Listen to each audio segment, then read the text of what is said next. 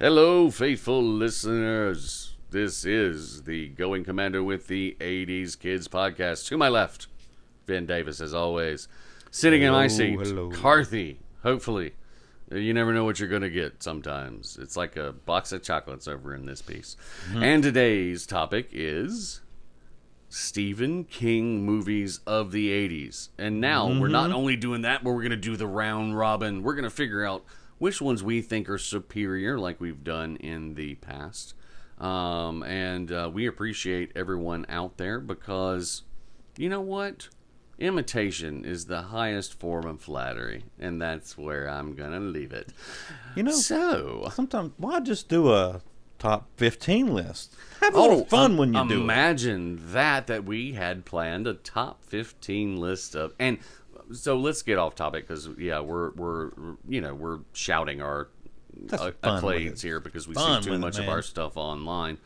However, I will say this: this is going to be fun.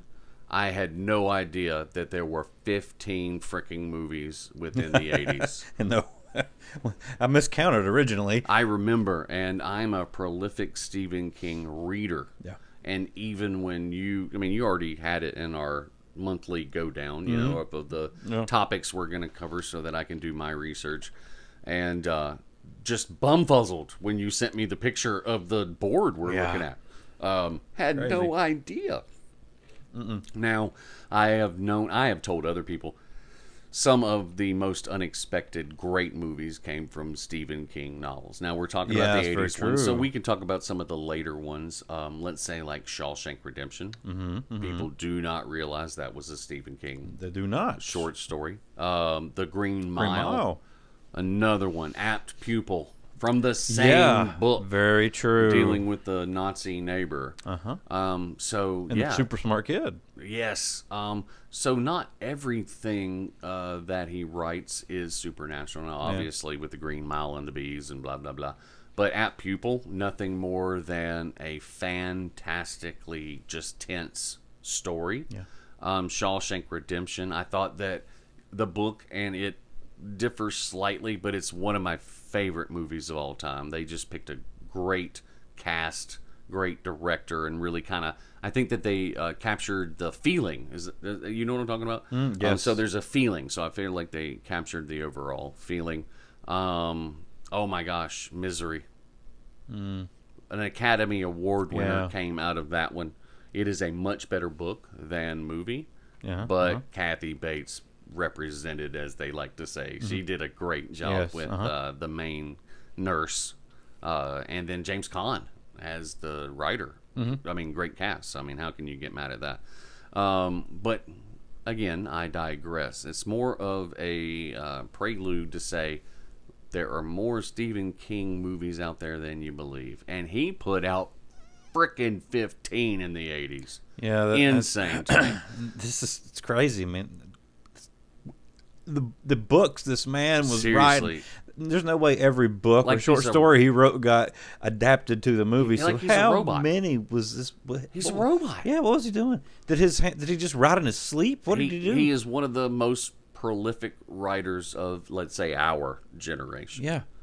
Just so many. If you became a Stephen King fan, I'm a little bit jealous because you have so much information, so many books, so many short stories. Now, I've said this on the podcast before. I love his short stories. Now, it's not to say that I don't like the long novels, but I own, personally, all of his short story collections.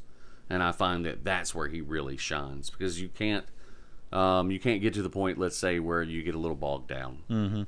Where you really have to build characters and story, time and place, and I know that's a part of a novel. However, I love the short stories where you just kind of get at it, man. It's just fantastic. So today, what we're going to do is we're going to take those movies and we're going to do a tournament. We're not going to go deep into the movies at all.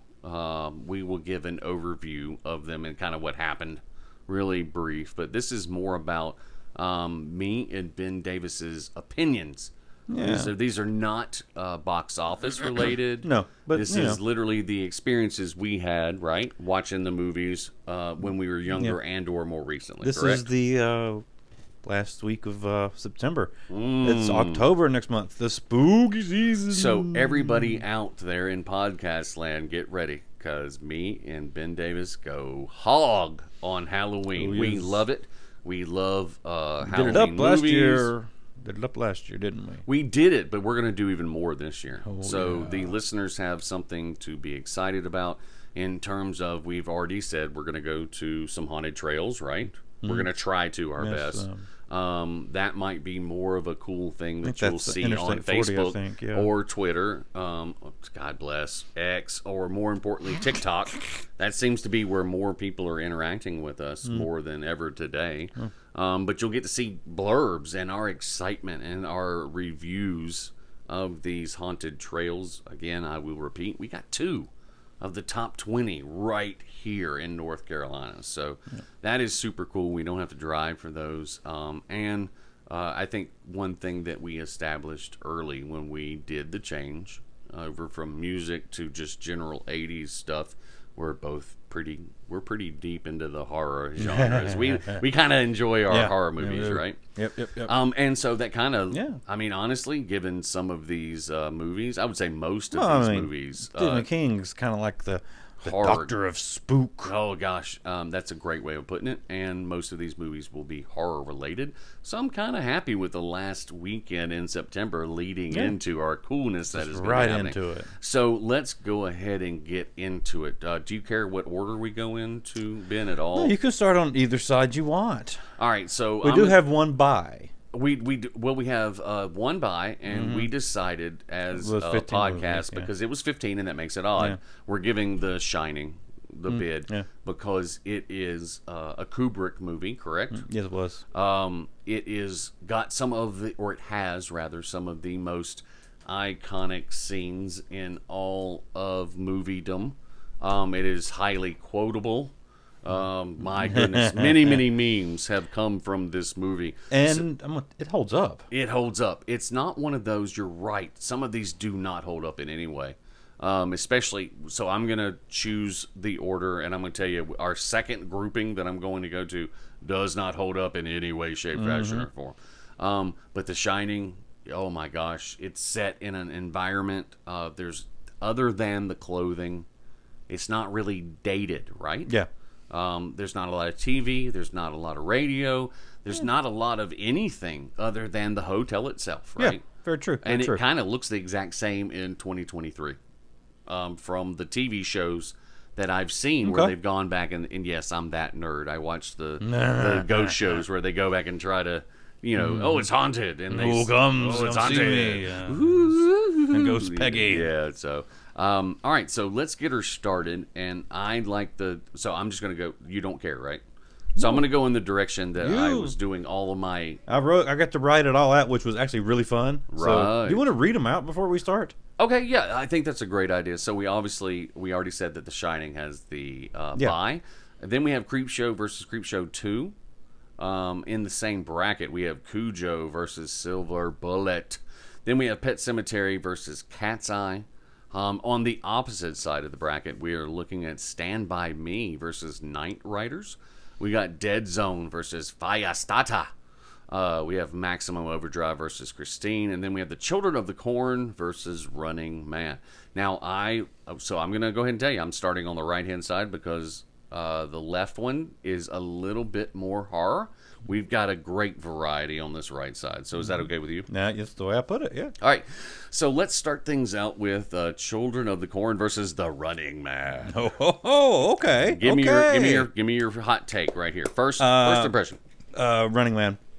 Because of why? It's cooler. It's cooler, and it's cooler. So, Arnold did a better job. All right, so I'm gonna go ahead and tell you that I 100% agree. Yeah, but I will give my bias in the kind of sci-fi horror, right? Mm-hmm. Children of the Corn is a little bit more dated. Yes, just in the it's technically a story that you can continue. You could put absolutely a fresh gloss of paint on it. However, the way they filmed it, it really seems Walden-ish, right? It just Some of the camera work is a little bit different. The overall story, for those that don't know, is basically they go back in time. They show you where a crop drought happened, so the kids started killing people and sacrificing people to he who walks through the stalks. It's very scary when you're about 8 years old. It is extremely scary. And then fast forward, I guess people get stranded in the area, and those are the ones that get sacrificed. There's a guy, the only adult, who runs the gas station. He traded gas for his life. And then basically these two adults find out about everything in the corn. You find out that they're already killing a 19-year-old because he's gotten too old. And then there's always the Stephen King twist. You think, oh my God, they're just crazy. And at the very end, they set the corn on fire, and you find out about the demon. Yep. It was a little bit strange. Now, The Running Man. Totally different genre. It's set in the future. It is. The Butcher. Heavy science fiction. The Butcher of Bakersfield. And then he is he's a helicopter pilot. They are trying to fire on some kids. He says no. They restrain him. He goes into lockup, and he becomes one of the running men. So in this one, we've talked about this movie because we love this movie. Because his character was in our Action Hero Showdown. Heroes, guys. And he didn't get very far, but he got mentioned, so that's all that matters. Yeah. Yes, the guy from At That Time. What is it? The X's. Family Feud. That would kiss women on the mouth without even thinking twice. Richard Dawson. Richard Dawson would kiss anybody. It's your wife. I don't give a crap. I'm gonna just tongue her right in front of you. Hey, Grandma. No. And then is this little Susie? Come here. Jesse the Body Ventura. He was in there, yes. Yes, in all of his glory. Oh my gosh, a black actor that had been in more than one movie with Arnold. Yeah, he's famous, and I can't remember his name. I'm sorry, I apologize. Either way. Basically, it turns out that there's three dudes, a large black man, a large Austrian, and, of course, the wimpy white dude. And he's a nerd, and they get to go through. They meet different characters, like one's on ice and has a hockey motive. One's an electrical guy and sings opera for some freaking reason. Don't get me wrong, but they have to make their way through this. Eventually, all of his compadres die, and then they send the woman in because she's, of course, the handicap. It's basically apocalyptic American gladiators. Yeah, it really was. And you see the poor, restless folks outside enjoying bread and circuses, etc. And then eventually he wins, kills the bad guys. We don't need to go into it. Coming soon, Space Gladiators with Space Space Rambo. Crowe. Space Rambo in Space Gladiator. This is Sparta.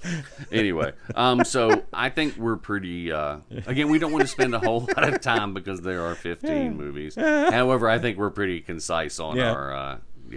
We've been pretty concise on our love for Running Man. Is that true? Oh, yeah, it was very true. All right. I mean, the Children of the Corn was a fine movie, but it lost its flavor after you turned about 11 or 12. Yeah, again, the cinematography is a little bit different. I'm not saying that Running Man necessarily holds up after all I can still watch Running Man. But I can still watch Running Man. Sometimes I have trouble watching I've tried to watch Children of the Corn numerous times in my 30s of hit and into my 40s. And it's just not the same, I can't watch it. I can't finish it. So I'm going to be I'm with you 100% on that one. Man. It just doesn't have the same flair, and I don't know what's the difference. Like you, I can only say that there is a difference. Something there.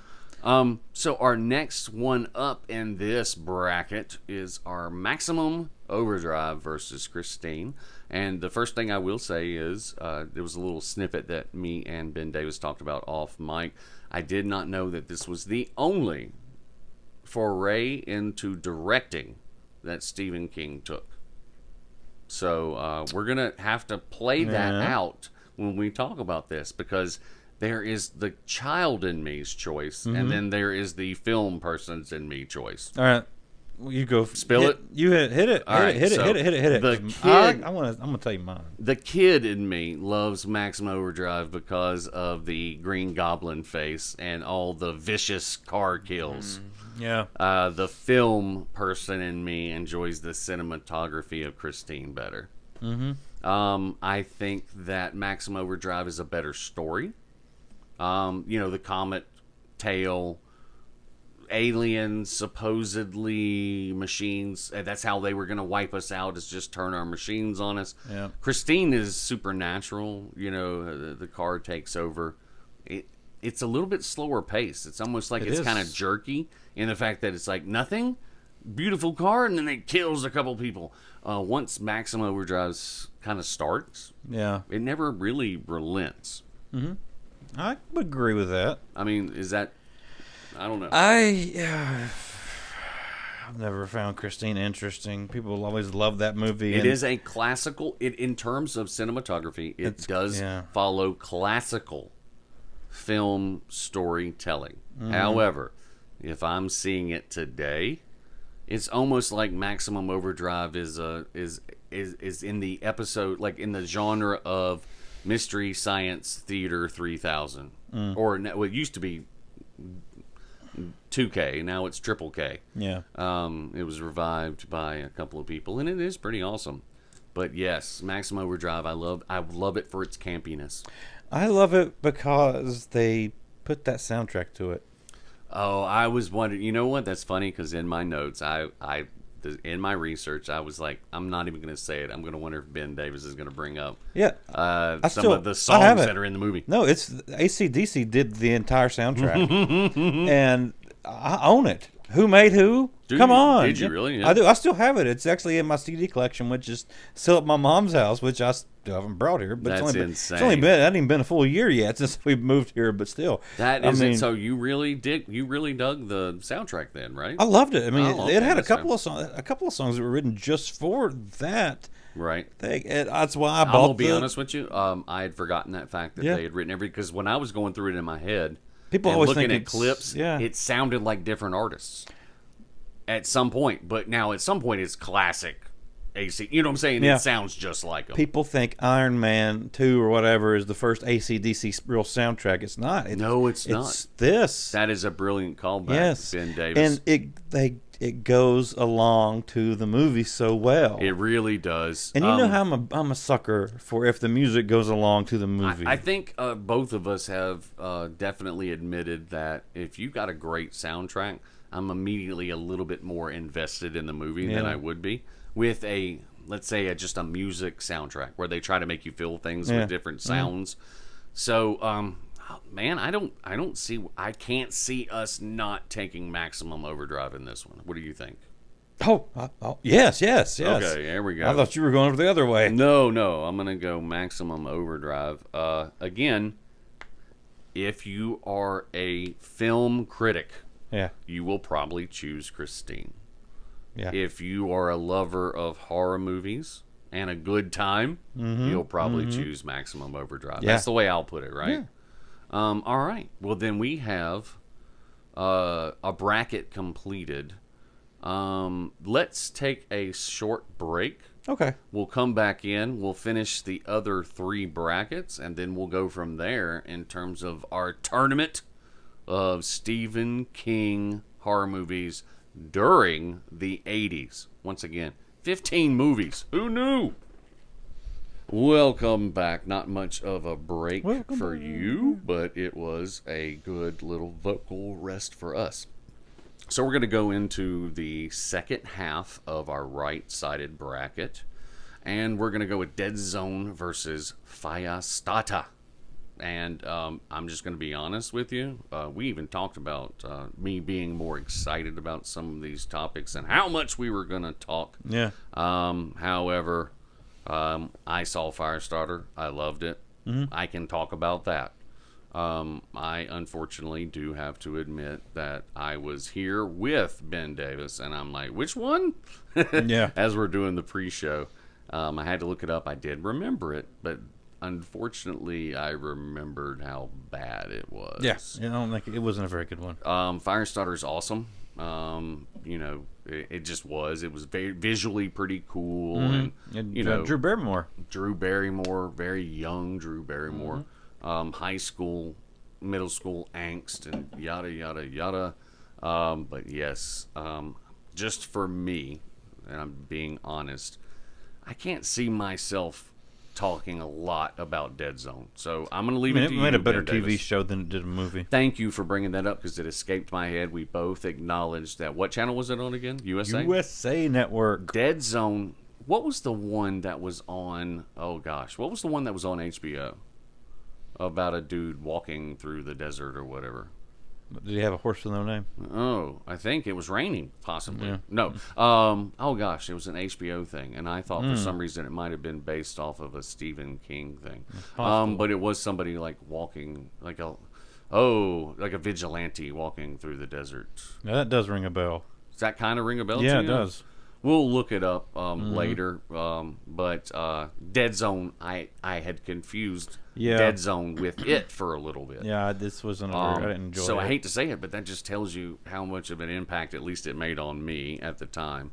The storyline, little convoluted, and Yeah, it was kind of weird. Christopher Walken at one of his weirder moments. Right. I mean, like, oh, you were hurt. Now you can walk. And now it's, I don't know. It was a little bit weird for me. Yeah. So, now Firestarter, the pyrokinesis. Another weird person, actually. Yeah, it sure was. But it was, it was Weirdo at least a little versus bit weirdo scary. match. You know what I mean? Like, Yeah. for a little while after seeing this as a kid, I remember seeing it on HBO. I didn't watch it in the theaters. But I do remember being like, oh, God, I don't want that girl to set my head on fire.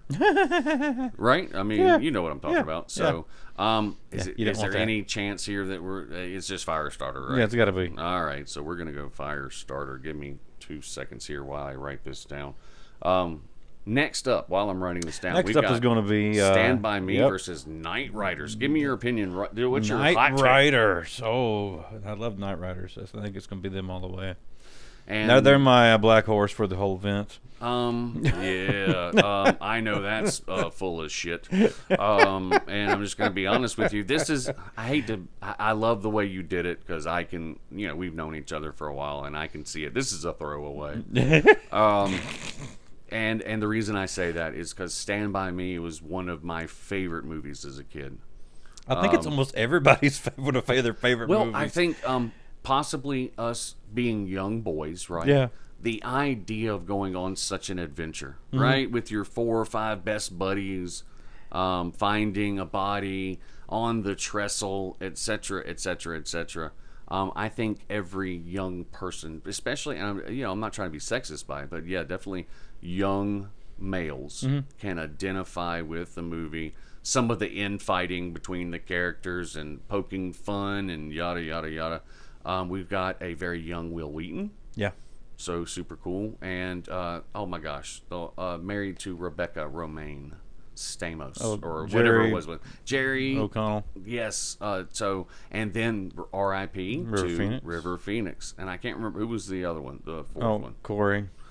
God bless, good memory. Yes, sir. One of the Hames. Feldman. Feldman. One of the Coreys, rather. Thank you. See, to me, they were Goonies kids, and then there were Stand By Me kids. Because they both kind of, it's a bunch of kids getting together doing an adventure. I separated the two, just me, because Stand By Me was a realistic adventure. Exactly.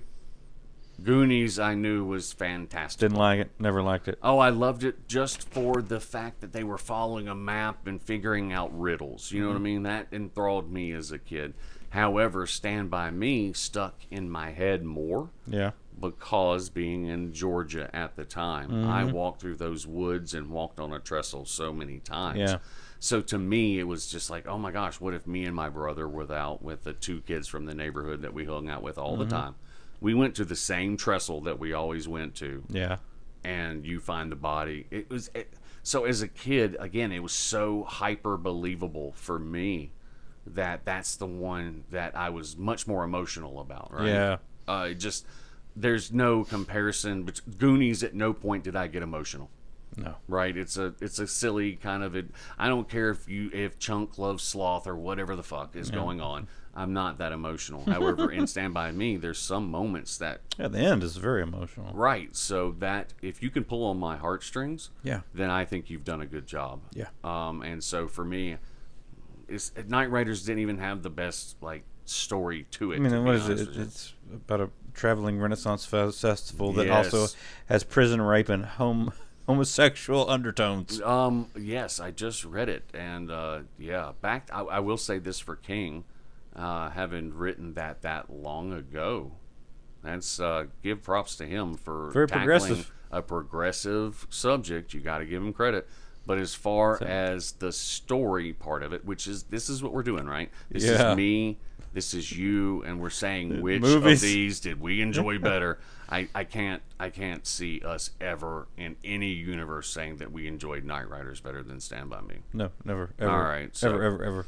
all right, give me 1 second. Let me write this down, and we're going to go to the opposite side of the bracket. We're going to flip over to the more traditional horror movies. Yeah, I would say, some of the films that we've been talking about, a little bit in the future, sci-fi. We have a traditional horror. Firestarter's a little bit more traditional, but Stand By Me it's like its own genre altogether. So we're gonna go to the other side. So what do you think about this so far? Well, I'm pretty cool with this. I mean, we got Stand By Me and Firestarter and Maximum Overdrive and that's a Running Man. Running Man. Sorry, there is not two N's in Run. So I try to do my shorthand script, and then I find out how like my eyes are it's like blurry. Yeah, RUNN earlier. That's a straight oh brother, where out there. That's what it crept in my. She done RUNNOFT. So I apologize about that. So let's go bottom to up because The Shining got got the bye. So we're going to talk about Cat's Eye versus Pet Sematary. Number one, I have to talk about this because I have it on my phone. Okay. And I will say this movie absolutely terrified me as a kid. The cat people just absolutely terrified me. And one of the most memorable scenes, and I've never been able to shake it, and I can't tell you why, I don't know why, was the mom and the son slow dancing. When they're looking through the window and they're playing that very slow song, with the high trilling guitar. You're thinking of Sleepwalkers, my friend. Oh my God, you are 1,000% right. I just described it. When did that movie come out? 1992. Jiminy Christmas. I'm embarrassed now. I'm not a King fan at all. What's Cat's Eye? It's Is that the one where the cat sucks the breath out of the baby? This goofy little thing where the movie poster is literally a cat's eyeball. Is this where he stands on the chest and sucks the life out of him? I think that's it. Yes. Okay. So I remember seeing this it. is a pretty. I'm like, man, he's really into this pretty pathetic movie. And then I'm like, wait, that's not it. The '92 movie is the one that, it stuck. I don't know why, because that's a good movie. That is a pretty good movie. But I will say, the cat people. Even at that point, I was, I was still in high school. But man, I thought, I watched Freddy, I watched Jason, I watched Michael. No, the cat people scared the shit out of me. They're gonna chase you down in their Trans Am too. Oh God! Good memory. Wow, yeah, that's fantastic. So let's not talk about that because that was a '90s movie. But Cat's Eye. So I will say this now on retrospect. Again, just literally 5 minutes. But I remember being terrified of the cat sucking the breath. But I also remember being very frustrated. Just run in there and shoot the damn cat, or kick the cat across the. It's a cat. Cats are so evil to people. I just don't remember. So I apologize, faithful listeners, but I don't have I did not research this movie because I was confusing it completely with Sleepwalkers. However, I can tell you a whole lot about Pet Sematary. Mm-hmm. This was one of the first books that I ever read incomplete. Several hundred pages long. It was one of those books because I'm an avid reader still, but how I tolerated long beach days because my parents took us to the most remote beach possible, so there were no kids to play with. It was my parents, my aunt and uncle, and their two girls who were 10 years younger than me. And my brother, so we hung out, but it's just only so much you can do, right? I remember reading this book at the beach, so I would sit and just read and listen to the waves and but this was one of the first instances that I remember that I couldn't put a book down. Yeah. I was so interested in what was going to come next. And this one was just so compelling and interesting, the ideas behind it and how he kind of slow rolled everything out with the cemetery and everything else. So Pet Sematary literally is exactly what it is. There's a place in the woods that you can bury your pet. It comes back. It's not quite right. It's a little off. A little kid gets hit in the road by a semi truck, and the father has this brilliant idea to bury his little ass out there, and he comes back pretty darn nasty. Something's wrong with little Jimmy. Yes. Something's wrong with Mittens, too. Now I want to play with you. Mittens, come here. Great movie making in this one. It was very well shot. It was one of the first movies where they veered kind of significantly off of the original book. Up until this point, most of the books are pretty spot on. And it's not bad. It's just one of the first times that I remember I'm like, wait a minute, this didn't go down like that. Okay, do tell. Well, it's just some of the scenes that happen after the kid turns.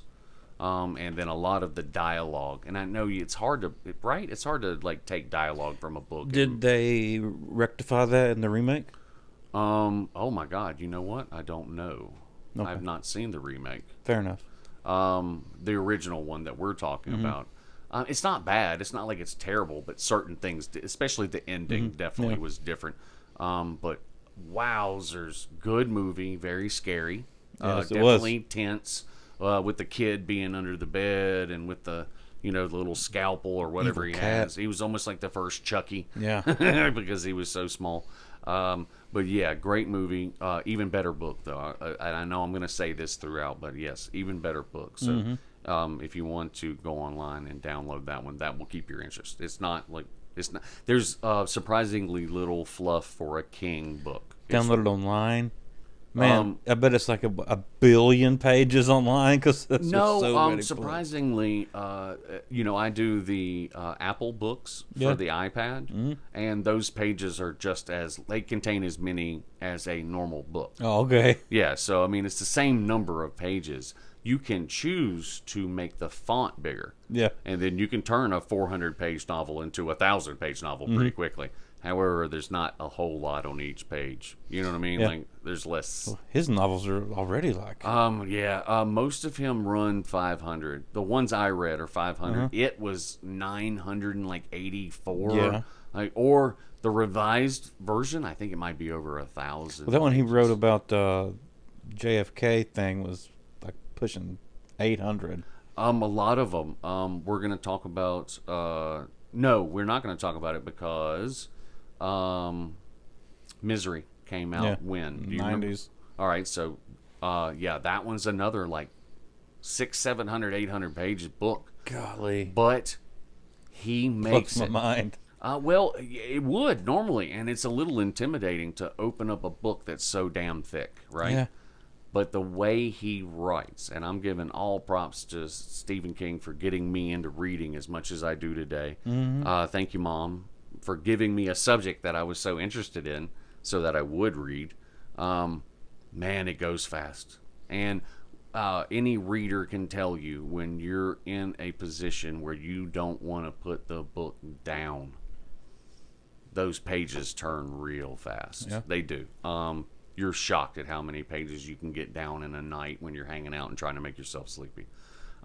So anyway, I don't think this one is much of... Now, the next one's going to be, but I don't think this one is much of a contest. It seems like for Definitely me... going to be Pet Cemetery. It's got to be. Pet Sematary. All right, here we go. I think even if it had been Sleepwalkers, I still would have gone with Pet Cemetery. You know what? I would have too, but there would have been more argument for Yeah. it, because, like you said, Sleepwalkers was a good movie. So next up on the bracket, these are two classics. These are not just two good ones. These are two classics. Yeah. We've got Cujo and Silver Bullet. Yes. So I already know which one is mine. A couple dogs in the fight. So Literally. because this one the one I'm talking about scared the piss out of me, and oh my gosh, there's another Corey involved. Oh, uh-huh. But I'm going to let you go first. What is your opinion of the films? We have Cujo, which is basically every mom's fear. 100. No, you're right. I'm going to say every white mom's fear, but I think it's almost every mom's fear. I don't understand the statement. All I'm going to say is because every soccer mom, you just that's what you just envision. Okay, now that you've said that, I completely understand your statement. Yes, sir, 100%. Yeah, dude. This caused a lot of dog phobia back in the day. A lot of dog phobia. And it's a big ass dog. Saint Bernard, right? Yeah, I believe he is. Yeah, they could have used some other ones, but this wait, actually, it was a man in that suit at times. Oh, was it really? Yeah. I was going to ask if it was. I actually have a photo of it. It's on our Facebook page somewhere. Is it really? I believe so. Yeah. Everybody, go to Going Commando with the 80's Kids Facebook, and you can see the picture. It is a large dog. Yeah, it's big. Yeah, it's disconcerting looking. But that's part of the horror to it as well, because he's technically a junkyard dog, right? Yeah, or that's where the scenery ends up in the end. Yeah, it is. It's I can't remember the dog. Yeah, because he has rabies, and then he starts roaming the countryside. That's right. Good call, Ben Davis. He pins them in her like a car Pinto or whatever's trying to get into her house. And he's like busting through the screens of the house and stuff, but he can't get into the car. And that's kind of the tension because they want to make it to another step, right? Yeah, and the kid's sick too. Yep.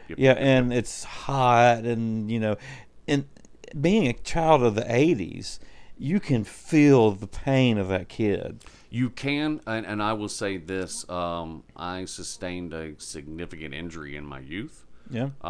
Because rode bikes everywhere, and someone forgot to tie up their Doberman.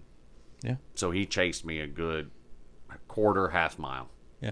And I ended up wrecking, and good Samaritans came by and helped me, etc. But yes, one bad experience with the dog can tarnish you sometimes. Yes. I'm not saying it's everybody can get tarnished. I mean, because I love dogs. I mean, to this day, I've been bitten many times. The most recent being when I was down at the beach helping somebody, and then got cussed a blue streak saying my dog would never do that. And then I had to show him the picture of my clothing, the rabies vaccination that I had to take, the shots, just in case, and then the giant mouth scar on my calf. So people are very, very loving and protective of their dogs. I understand that. However, they are animals, and if they feel threatened or need to protect their territory, they could possibly bite the shit out of you. Yeah.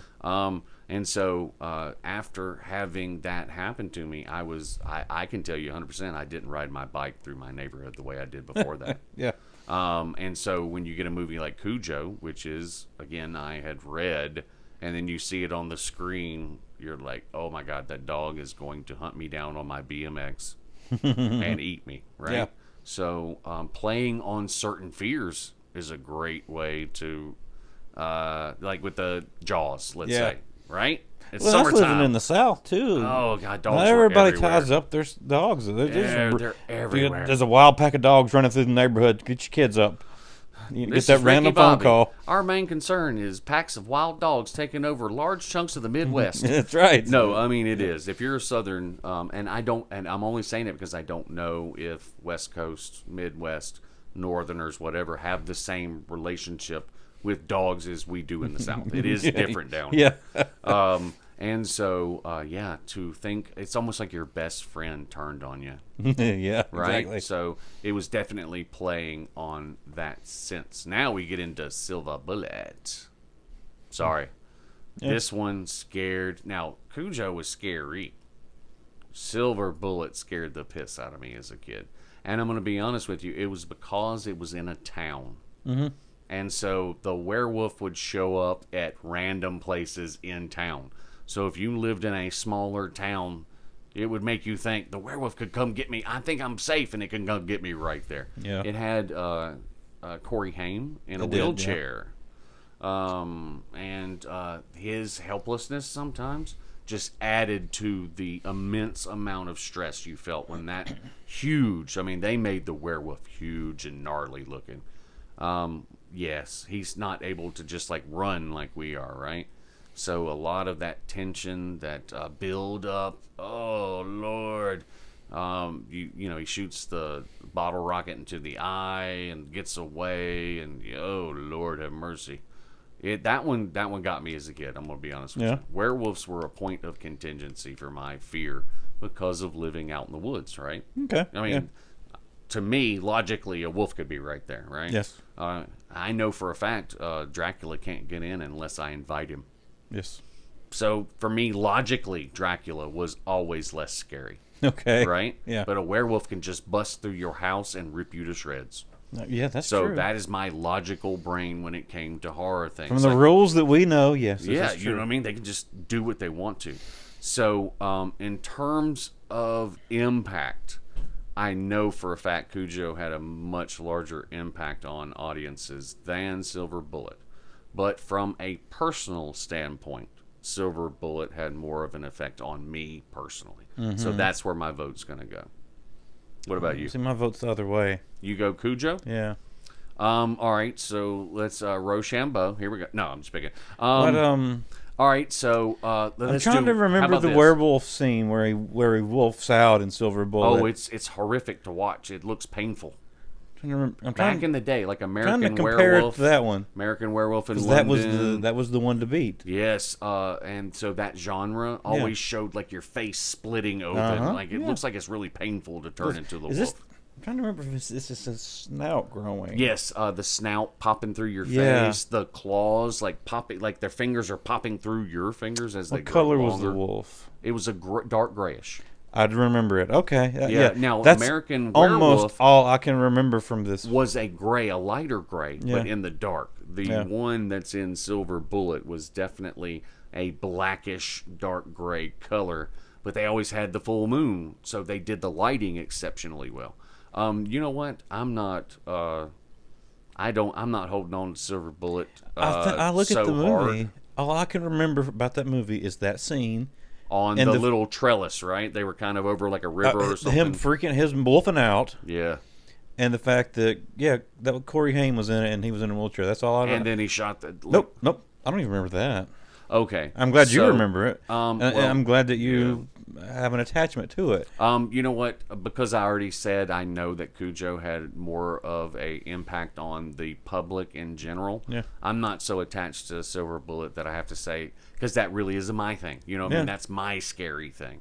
But if I will begrudgingly say, I think you're right in terms of, now it's supposed to be us in terms of like what we like. Mm-hmm. However, I can see where Cujo might edge out Silver Bullet.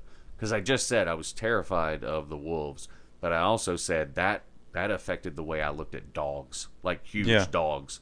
And with you not having a memory of Silver Bullet, I mean, this is a democracy, so it feels like I've got a 1-1 and you've got a 1-0, so to speak. So I think Cujo wins 2-1, baby. That's just the way it is. So we're going to put Cujo. You feel good about that? Yeah, okay. All right. All right, so next we got up Creepshow versus, Creepshow 2. Yes, and so both of them were, if I'm not mistaken, weren't they movies that showed like a couple of different stories within, right? What would you call that, an anthology or something? Kind of like the same thing, sort of like, which is considered one of the best TV shows of all time. Still shocked that they mention it that way. Tales from the Dark Side? Tales from the Crypt. Tales from the Crypt. Thank you, sir. You're the best. And I didn't know that people remembered that show as fondly as I did. Yeah, people really enjoy like HBO, right? Yeah, it's considered like one of the best of the 80s. The Crypt Keeper and they told some fantastic stories. So this kind of reminds me of that type of show that was going on at that time, right? Yeah, I can see that. Yeah. The only reason I have an opinion is because of one of them that we talked about. So I'm going to pause. I'm going to let you say which one of them you like, and I'll tell you definitively the only reason I like one. The first one came out before Tales from the Crypt came out, and if you think about it, the Crypt Keeper looks kind of like the guy that's in the window of the... Oh my gosh, that is a great... Yeah, that's fantastic. Yes, sir, 100%. And Doesn't Stephen King have something to do with Tales from the Crypt? I don't remember, but something in my brain says possibly, because wasn't Tales from the Crypt like an old comic book or something like that? Like way back in the day, Tales of the Macabre or something. This is all over the place. Yeah. So how about this? There is some influence within these movies. Whether Stephen King is direct or not, we don't know. However, it's very obvious in the original, especially to me, Creepshow. Mm-hmm. I remember now. I didn't watch these. I just read about them, and it brought back my memories. But something is like very Crypt Keeper and Creepshow 1 attached, and I can't remember why. Yeah. However, Creepshow 2 has one of the short stories that's one of my favorite. Yeah, it came out like in the late 80s. Right. And so I try not to do this, but I'm going to do it again. Whatever. But yeah, I'm going to go with the fact that Creepshow had stories. That's the one I'm going to go with, yeah. Less known, but Creepshow 2, didn't that have the raft? Yeah, that's my favorite one. So I'm going to throw my vote in, because the raft is one of my favorite short stories by him of all time. Yeah, and it's a longer thing with the black muck and how oh man, believe me, more people die in the short story than actually in the movie, and how it comes up and dissolves them and pulls them through. It's just so gory. So I hate to say it, but I'm letting my memory of the short story guide my movie here. Because I don't remember Creepshow enough to like give it a fair, but I do remember the raft. So you're going to go Creepshow 2? I'm going to go 2 on this one, but like in the original, I will can go with you. All right, so, I can switch. I agree with that, because like that's the best of all of them. I'm going to change my mind if I have something logical. It is the best of all of them. I think that if you ask anybody, tell me about Creepshow, if you just that or Creepshow 2 or whatever, that's what they're going to remember is that. Yeah, see, that's the thing, because let's say right now, and I'm putting myself into this category. Do you remember because I even read it like 4 hours ago. Do you remember what the stories in the original one was? Not right off the top of my head right now. It's because the only thing in my brain right now, I remember the movies, but Creepshow 2 had the raft. Yeah. Like, that's what sticks out. Mm-hmm. So do you feel like putting 2 into the next lining is appropriate? Yeah, I picked the first one because I thought the raft was in the first one. Okay. You know what? You know what though? We have technology. I'll admit it. Technology in our hands. Hold on. I mean, I'm not doubting you, but I'm just saying. No, I might be wrong. I mean, my memory is definitely not what it used to be. So we have to definitely use the tools that are at our hands here. So, Creepshow 2. Yes, let's see. I already brought it back up, so. Okay. Old Chief Woodenhead, which we talked about. He was in a lot of our things from last year. Yeah, so we definitely talked about that. And they had the interludes, because he had the overarching and then the stories in between, which was fantastic. But yes, the very next one is the raft. Okay, so there we go. Yeah, that's the one that I wanted to pick. And so I will tell this to the faithful listeners out there. That is an absolutely fantastic short story. So we're coming into spooky season. If you want to get in the feel, that one will make you feel a certain way, because he is such a fantastic writer. He literally makes you feel the despair, the helplessness on the raft, and how people want to make a run for it. Oh, God, and they don't realize how fast I'm going to call it the oil slick, the way they describe it, because it does say it like changes colors and shimmers in the water. That's how they describe, or King describes it. Yeah, dude, I have to give it. I'm giving it literally off of just one part of the movie, because that one is so fantastic. Yeah. All right. So now, oh my gosh, we are in what looks to be the Great 8, my friend. Yeah. Are you ready to dive in, or do we need to take a break? Let's hit it. Let's hit it. All right, let's keep going then. So we're going to go in the same direction that I went before. Is that okay with you? Yeah. All right, let's go. We got Running Man versus Maximum Overdrive. Yep. Now, for me, I already know my answer. Okay. But I want to give you an opportunity to give your opinion as well. As much as I sang the praises of Maximum Overdrive last time, I've got to go Running Man. Okay, so I'm going to go the same thing, and the reason being, I love a little bit of sci-fi. Mm-hmm. It's not technically horror. It's more like action horror. I mean, Yes. you know what I'm saying? What would you call something like Commando? Do you call it horror? The movie Because of- Commando? yeah, The I mean, think Remember? about it. Like, is it action or is it horror? Everybody dies, Yeah. right? So in this one, I'm going to call it an action movie. And it's so rare that you get an action movie out of Stephen King. Maximum Overdrive, we already talked about it. It's an NST, Triple K laugh fest because it's so cheesy. I had to put it over Christine because of the Green Goblin face, and I just felt like I enjoyed the movie better. Yeah. But I will watch Running Man anytime that it is on the TV. Yeah. It's awesome. You know, like I said, Yeah. you mentioned the name Richard Dawson. Yes, yes, yes. You know, when they're putting, and then they show the skulls. Yes. Our winners. Our And, winners. you know, and Yep. then it's just, they show the picture of them in paradise, and then their skull within the Running Man. So yeah, I'm gonna go Running Man for our final four over here. Are you All okay right, with yeah, that, man. boys? That's what All right. That's Here what I we go. picked. I'm going with him too. So our Was it next Stand By Me and Firestarter. Firestarter? Now, if we were going, let's say again, off of a pure horror type thing, which we do in our October things, Yeah. then there's no contest. Firestarter is fantastic for our Halloween. But if we are talking about, once again, our favorites, just me Yeah. and you, just an opinion. This is not a definitive list. It's the 15 movies that came out during the 80s and which ones we like.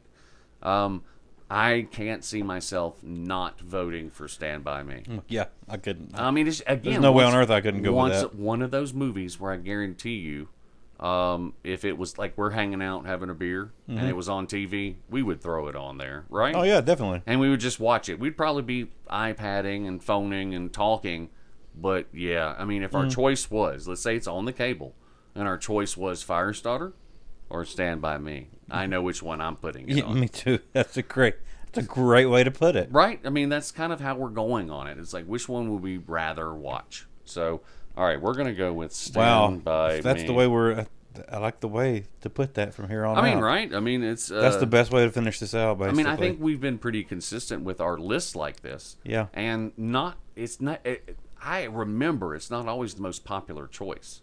Like, we go against the grain. Yeah. In terms of, oh, Jesus, I know this guy is way more popular. Had a way more popular cultural impact. However, I like this guy. And that's just how we go with it, right? So right. on the other side of our bracket, we're going to go with Pet Sematary versus Cujo. And I'm going to be honest, I'll fight for this one. Okay. Yeah, I could give up Silver Bullet. I don't know if I can give up Pet Sematary. That's what I'm just going to go with. Yeah. If your They logic is there, that's the They logic were I go by both with. awesome. They both caused fear in people. Like, you know what I mean? Like, I don't know if I really want to bury my cat out there. You know what I mean? Yeah. And Cujo was like, don't go near a big ass Saint Bernard, right? Yeah. Both were grounded technically in a realistic fear. Pet Sematary being a little bit more supernatural, obviously, but it's the more of the fear of I can't let go, and then I made a mistake because what I got was not what I wanted, right? Yeah. So yeah, I'm gonna go Pet Sematary on this one. So the book was better in my opinion, and I the movies I'm gonna say equal. So I'm gonna say the story of Pet Sematary is what pushes it over for me. How about you? Let's say that Amazon Prime's put out a new little channel called the Stephen King channel. They have East Coast Feast and a West Coast Feast. Oh, just like the old Yeah, HBO yeah, days. exactly. And what we got here, And we got both Pet of 'em. Cemetery on one, And Cujo's then right on below the it. west. I'm going with Pet Cemetery Yeah. on the East Coast. I think, I'm going to go with you 100% on Going that. with the East Coast feed. All right, so now we come up to the only bracket with a movie we haven't discussed. Exciting times. We're going to go Creepshow 2 versus The Shining. That boy's got the shinning. They got The Shining.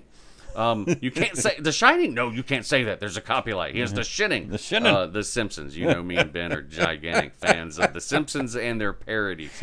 And this was one of the greatest parodies of all time. Before we get into the movie, I have said this more times. Probably my most quoted Simpsons quote, believe it or not. No beer and no TV make Homer go something, something, something. Marge, go crazy? Don't mind if I do. Blah, blah, blah, blah, blah. You know, oh my gosh, one of the greatest, most funny. It takes you way off guard, and it's my goodness. So when you come to this movie, the twins, the little girls holding hand. I'm sorry, everybody remembers the bloodbath and everything associated with that hallway. Here comes Johnny. The girls are what got Reagan. Oh, I'm telling you what, him bursting through and saying that. Yeah. The just general overall, and excuse my French, mind fuck that is that movie. Yeah. Because it does keep you guessing for a long time. It's just, it's weird. I mean, so much so that one of our favorite movies, Ready Player One, an entire secret board was dedicated to it. Yep. That's how much. So, I don't want to make this a short one. However, I don't know how you compare The Shining to Creepshow 2. Yeah, there is no comparison. As much as I love The Raft. I mean, The Shining had to be, 1,000 pages? It was a long book, and it was even more psychologically torturous if you read it, because he can go into depth and detail, that a movie can't quite get there. And, man, he can spin, not to be too colloquial, but he can spin a yarn. Yeah. You know what I mean? All right, so we're going to go with, then, The Shining. Yeah. So we have our final four that's here. a big difference. Shining, Pet Cemetery, Stand By Man. Me, and Running Man. I think that's a hell of a final four, don't you? It is. And honestly, I didn't see it coming. out of these, I mean, I knew most of them. I embarrassed myself online here by not remembering Cat's Eye and confusing it with Sleepwalker. But I did remember the sucking of the breath and etc. But I think this is a great final four. So let us take a slight break. Nothing for you, break for us, and then we're going to come into our final four and our championships. Does that sound good, Ben Davis? All right. Sounds like a plan. All right. Okay, welcome back. The final four of the Stephen King movies of the 80s, live here from the Louisville studios, brought to you by Love, baby. Going commando with the 80s kids. And a whole lot of love. That's right, man. That's how we do it, baby. I mean, that's how we do it, baby. Yeah. We haven't talked about this yet, so let's go ahead. Right before we get into the end, I have to apologize to all of the faithful listeners out there. But yeah, baby, it's been raining outside, and I've been thinking about you. Yeah. So we talked about it earlier, maybe like briefly, but I smoke randomly, and I'll be honest with you, Ophelia is here. Dropped the temperature into the 50s. The wind was howling. The rain was coming sideways, and yeah. I read a lot, as I say often on the podcast, and I just sat outside and smoked cigarette after cigarette. I know it's a nasty habit. You don't need to tell me. Both Ben and I are registered respiratory therapists, which means we can work in intensive care units. And yes, I know how bad it is for me. However, when I go 3 or 4 days without a cigarette, and then I drive 8 hours in a car to and from some place just so that I can do FDA inspections and training. Yeah, when I get home in the evening, I rarely drink nowadays. But yeah, I wanted a cigarette when I got switch to cigars. I'm going to be honest with you, Ben Davis. I hate those things. I love a cigar. I used to be into them a long time ago. However, when, let's say, the younger side of Gen X became managers like I did, first thing they did was went out and started buying expensive bourbon and cigars. I tried to keep up, and then I just realized how much more I enjoy Kool-Aid. So, yeah. Now, you've had the Blantons, and everybody got to listen to me get progressively drunker as we talked. But that's the exact reason, man. I used to be able to enjoy beverages. I'm on some medicine now. It doesn't react with the best. And so, man, I know why. I mean, especially when the ice melts and it turns sweeter and then the flavors come through. I know why people enjoy them. Cigars, I know why people enjoy them. It's just, I hate to quote Michael Myers from a while back, but that's not my bag, baby. It's just not. So, but I know why you enjoy it. I mean, Ben enjoys a good bourbon every once in a while, and I just sit here and look at him in utter jealousy, and that's just the way it is. But I'm 35 minutes away, so I definitely don't want to enjoy too much bourbon like that one day. Yeah, man. And then I have to go sleep on your couch for a while before. Hey. That was a great day, though. Hey, wife, I'll be home a half an hour later. Yeah. So we are back with, as Ben has already said, with our final four. And we're going with the Stephen King books that were converted into movies during the 80s. We had 15 of these bad boys. We've already talked about it. So insane that he is that prolific in writing and being able to be part of this. And so we're down to The Shining versus Pet Sematary. And then Stand By Me versus Running Man. I'm going to have difficulty. I'm really? After saying them out loud, because... these are so different films. Yeah. We've talked about it on the podcast, how he is just a horror master. But we got two different genres automatically in here. Because The Shining versus Pet Sematary is almost like horror versus horror. Mm-hmm, mm-hmm. I don't have a problem with this one. Pet Sematary is one of my favorite books, one of my favorite movies. However, let's go with the general public. Now, I know it's supposed to be you and I's opinion, but overall, The Shining, like we were making fun with The Simpsons, it has a really large impact in general. Yeah. I've watched ghost hunting shows where they stayed in the room and things moved or whatever the hell. It made it into one of our favorite video game movies. Yes, it did. In Ready Player One. Now, book wise, I enjoyed Pet Sematary better. The Shining is awesome as a book, but it's earlier than Pet Sematary. He kind of was polishing some rocks and finishing them off some things. So if we're gonna go book, gotta go Pet Sematary. However, this is our 80s movie challenge, and so I've got to go Shining on this one for our championship round. I'm going to go Shining on that bracket. What about you? I'm sticking with the on TV. You know, which one's on the east, which one's on the west, and Shining's on east, Pet Sematary's on west, and I'm just going to be honest, that's a 50-50 for me. I'm sticking on with, but you being Shining, Johnny. If you say Shining, then that tips the scale for me. So as again, I literally just did this when we were at Universal. Oh yes! Oh my gosh! Yes. And I put it on The Shining, and it was on, and Reagan and I were watching it, and then Amelia says, "Can you please change this?" It is and psychological. I was like, "What's the matter? This is good classic cinema. You should watch this. This would be good for you." Yeah, I mean, honestly, it is. It's a Kubrick movie. And then she got up and she says, "I'm going to walk away. When I come back, this will not be on."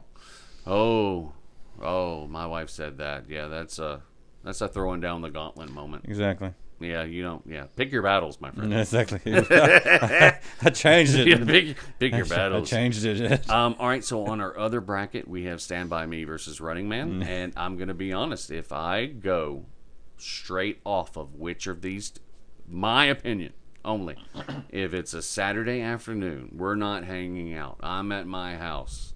I have the guide up, and Running Man and Stand By Me are up there. I choose Running Man 100% of the time. I would have been with you on that until the pandemic, and I showed Stand By Me to my daughter. Wow. Okay, that's huge. So please delve in just a little deeper. Yeah, and then not only did I have that memory that we both have of it as children, right? But now I have it of a memory of showing it to her daughter, when she was 12. Okay, so Which that's... it was this movie about 12-year-olds. Yeah. And that she's a 12. And, the saying is, you'll never have the friends you have right. like you were when you were 12. So that is very And sadly, true. it is true. That is, yeah. So I'm going to put my little fight out there. Stand By Me can drag in certain points. It's very character centric. Yeah. You learn about these characters and their home lives and things, and the conversations between them are awesome because we've had those conversations with our friends. However, The Running Man and me being, I'm just being me. More action. Don't have to think as deep. Don't have to feel as deep. Running Man's a good time. But again, I'm going to go the same way I was with Silver Bullet. I'm not holding on to it hard enough where if you feel like in your heart that Stand By Me is the right decision, I love that movie, right? I'm just going off of what I would pick, but I'm not holding on to it, but I know who the winner will be, so let's put it that way. So do you believe that Stand By Me is your definitive? Because I'm at 50-50, so if you're at 100, then I'm going to bow out. I mean, I'll be honest with you. So, in your opinion, this is the difference between being second and third, I believe. Both of these are second and third, yeah. I just can't. Cultural impact, scariness, like visually, like just visually stunning movie. I'm sorry, I can't. In my heart, I can't. Even though, I'm going to be honest with you, either one of these would get me to watch it. So, Stand By Me and Running Man, I would probably watch. If we're talking about all three movies. Yeah, you should have never said that. You should have never said, but I'm picking this over that to watch, and that's what I'm going with. But here's the deal. If it's Halloween, if it's October, these two don't stand a chance. So that's a weirdness, right? I'm going to have a hard time picking a lot of these over some other movies for October. Man, I'm right there with you. But I have to think of it. If we're going to be honest to our listeners and everything. Yeah, if it's October, maybe I'm still picking Stand By Me. I'm sorry for almost every one of these movies. Wow. And I'm definitely, if it's between watching Running Man with Arnold and watching Stand By Me, I'm sorry, I'm not watching Running Man. Every day of the week, I'm watching Stand By Me. I'm doing it. I am. We are different on that. I'm a little boy again, and then I'm also that dad that was a dad. I was a full-time dad and a part-time mother. I'm the exact opposite. I'm Arnold. I'm Arnold. I kick ass. I pick up heavy things and I put them down. I'm sorry, I was Mr. Mom. Oh yeah, see, it's different for me. I just enjoyed the fantastical nature of it. Does that make sense? Yeah. I feel so strongly about Stand By Me, though, and you don't feel as strongly about Running Man. I got to put it in there. I mean, just, for fairness. Mm-hmm. Because Stand By Me is such a great movie. Yeah. So I'm openly admitting that I watch Running Man to kind of escape. Uh-huh. Because Stand By Me brings up feelings, yes. right? So I'm going to put Stand By Me. I don't try to run from my feelings. It's not that I run from them. It's just that if it's a Saturday afternoon, it's like watching football. I envisioned this being the final from the beginning. Did you? I did not. I didn't know how it was going to go, to be honest with you. It took us talking it through for me to really decide. But I'm going to be honest with you, just like the last one, and I'm standing firm on this one. I'm not going to back down. I think The Shining is a better film. I think it has better cinematography. And it is more in line with Stephen King's genre. And there is no way, especially in October, there is absolutely no way I'm not watching The Shining. Yeah, you're right. If it's put up against this. Yeah, there's no document. So, okay. I'm going off of that one fact, right? Yeah. Let me have a moment. Let me just say, you're right. The Shining is the better film between the two. It would win this bracket, and it wins. It is the better of all those films. However, I hear a but coming, though. But the thing is, whenever I foresaw these two in the final, I didn't foresee how they would get here, and I didn't really foresee the other two that came in third and fourth. I didn't see that coming. You didn't? I did not. Oh, wow. Really? Whenever we always talk about Stephen King and from the 80s, Sure. I always just say, well, his best. In my mind, I'm like, he never did anything better than The Shining and Stand By Me in the 80s. That was it. To me, again, I'm gonna categorize it. I really do believe these are the two best films. Yeah. I just really enjoy, and I can get rid of Pet Sematary at this point in my mind. It is a fourth, and it's not even close. For me, The Running Man, and maybe it is situational, because I remember watching The Running Man with my family on like a Friday or Saturday night, got the same and memory us pretty having much. like pizza or whatever, and it was just a fun film. It's one of those where the good guys win, right? It's like if we were doing over the 90s, it would be, I'm like, almost automatically at Shawshank. I can't see much beating that. It I don't care become about the close to action Green or Mile. anything. The Shawshank had such a Yeah. meaningful impact on me. You know what I mean? It doesn't have to be action-packed. That movie is so just ingratiated. Oh my God, I'm so glad I didn't have the money. I really wanted to get a barbed wire tattoo. And it was going to say... So glad you don't have that. Yeah, thank God. Oh my gosh. But it was going to say time and patience Oh, inside of it. Like you've actually been to prison. Oh, dear God. No, I love the idea of you can accomplish everything in this world if you have two things: time and patience. A lot of people would just think he's been in prison. I know, and you're 100% right. I'm just fighting it because of my cool 90s image of my own head. My God, I'm so glad I didn't get that shit. Yeah. Oh, Lord. But that to me was, we see things when we're younger and they mean so much more than they actually mean. Because we're young and we're impassioned. Mm-hmm. And, 100%. Time and it's technically time and pressure. But yeah, time and patience. Oh Lord, I was so convinced that was so mythical. But yes, The Shining. It's unfair because it is a Kubrick movie. We know Stanley Kubrick. Rob Reiner's really good too, but he's not. Yes, in his genre, he kicks Kubrick's ass. Yeah. In Kubrick's genre, he kicks Reiner's ass. You know what I mean? Yeah. And I think that's awesome to me, though, because that's been a running theory, or God bless, a running theme with us is, man, some of it has to be the production value, right? The way it's presented to you. Yeah. And some of the earlier ones, it was kind of easy to... I mean, yes, they were great stories. Yes. Oh my gosh, though, but man, the production value just wasn't, even for the 80s, it was a little bit on the low side. That cheese factor we talked about. A about. Kubrick movie had a certain amount of cinematography, storytelling, yada, yada, yada. And I mean, he faked the moon landing, so of course. Which I'm going to pause for 1 second, and anyone who thinks we faked the moon landing, you are the biggest idiot on the face of the planet. There is no way Russia would ever let us fake a moon landing. They would have told the entire world how we suck. They monitored every one of our broadcasts. They have admitted to it. Russia, who doesn't like us at all, said, yeah, we actually had eyes on you the entire way because we wanted you to fail so badly it hurt it. Hey, you know what I'm saying? Like, there's now, it's gruesome, but those failed Russian launches where they're coming back in Atmo and they burn up. There was 2 Italian guys that picked up on all of it.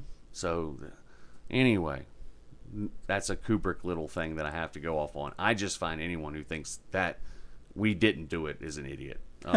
Unless there is a worldwide thing. That's the only reason. Because, once again, absolutely not. Russia would have told the entire world we suck. Still watching The Blacklist, my friend? No. It got so dull. And we talked about it. I know this is off subject, but we did talk about it.